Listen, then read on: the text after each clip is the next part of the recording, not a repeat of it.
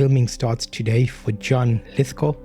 The picture of him looking all glorious. It's going to be interesting how he portrays Albus Dumbledore in the new Harry Potter series. What do you think he's going to be like?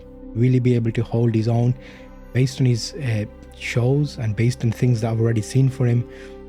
It seems like maybe he might be an option, but I don't know if he'll have that same gravitas and the same pull. I want to take the opportunity to see how important is Albus Dumbledore. I thought it'd be nice to do a little mini deep dive into Albus Dumbledore. No. Why is Dumbledore the best or worst mentor? Harry Potter! Was Dumbledore a strategic genius or a manipulative old man? We all love Albus Dumbledore, but when you look closer at his guidance, some truly disturbing patterns emerge. Get ready to challenge everything you thought you knew about Hogwarts' most enigmatic headmaster. Let the feast begin. The truth about Dumbledore's mentorship is far more complex than you ever realized. Forget the wise wizard you see on screen.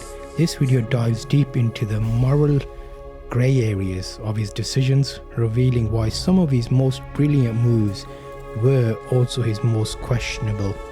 Prepare for a full re-evaluation of this iconic character.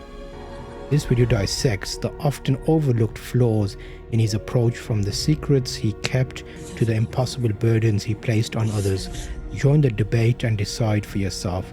Was Dumbledore a hero, or was he just a really bad boss? I want to thank you, Harry. You must have shown me real loyalty down in the chamber. A part of him lives within me, doesn't it? Did. He transferred some of his powers to you. Hogwarts will be taught not only how to use magic, but how to control it. There's an interesting take on Albus Dumbledore. Overall, he did a lot of stuff to Harry. Unintentionally, he put him in the face of danger without fully disclosing to him what's going on. I like riding around on trains. It takes my mind off things. Was Albus Dumbledore the master manipulator? So Dumbledore's overarching goal was to defeat Voldemort, and this is how he's shaped throughout his interactions. So ultimately he wants to be the victor. Was his guidance ultimately good, or did it cause more harm than good? Dumbledore offered crucial wisdom and emotional support, like the Mirror of Erised, and revealing Snape's true loyalties. It looked like he was playing the long game, even when it meant seemingly letting bad things happen. He always had the belief in Harry, providing the confidence Harry needed to face impossible odds. And there's moments where he made Harry feel isolated because he didn't kind of keep him in the loop.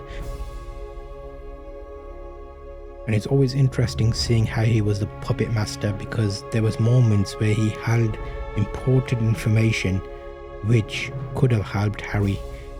Harry being a Horcrux himself, massive impact on the storyline. And he regularly put Harry in instances of extreme danger, seemingly without full disclosure or adequate preparation. And Albus Dumbledore was playing the wider goal, the wider picture. He was almost using Harry as a pawn on a chess piece.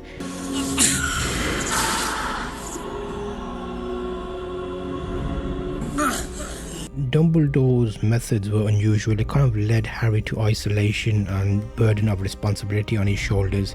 There's a psychological toll of his secretive mentorship had on Harry's development and trust.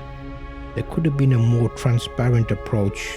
Maybe the new HBO series might touch on this, where there's more insight, so it leads to less suffering on the part of Harry.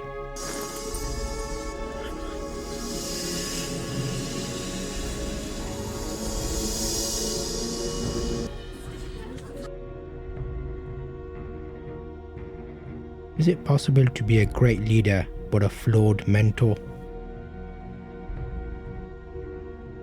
Make sure to subscribe if you'd like to see more character analysis. Where is it, Harry? I protest! Harry! I protest! Harry, did you put your name in the goblet of fire? No, sir. You asked one of the older students to do it for you? No, sir. You're absolutely sure? Yes, sir. And playing with his moves and what he was doing with him, the information he was leading to him. So he was a bit of a manipulator, but overall, was he looking out for the best interest of Harry, or was he just ultimately trying to get an up on Voldemort, because that was his ultimate goal, to get rid of Voldemort? You've been reckless this summer, Harry. You understand me? At night in Godric's Hollow all those years ago. So it's true then, sir. Your style. It was foolish of you to come here tonight, Tom. The orders are on their way.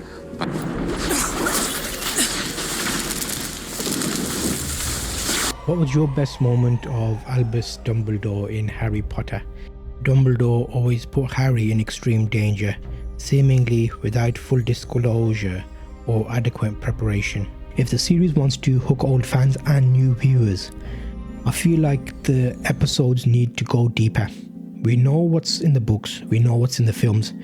There's a very difficult challenge there to combine the two and give us something that is going to give us the same. There's an interesting take on Albus Dumbledore. Overall, he did a lot of stuff to Harry unintentionally. He put him in the face of danger without fully disclosing to him what's going on. And there's moments where he made Harry feel isolated because he didn't kind of keep him in the loop. And Albus Dumbledore was playing the wider goal, the wider picture. He was almost using Harry as a pawn on a chess piece and playing with his moves and what he was doing with him, the information he was leading to him. So he was a bit of a manipulator, but overall, was he looking out for the best interest of Harry, or was he just ultimately trying to get an up on Voldemort, because that was his ultimate goal, to get rid of Voldemort?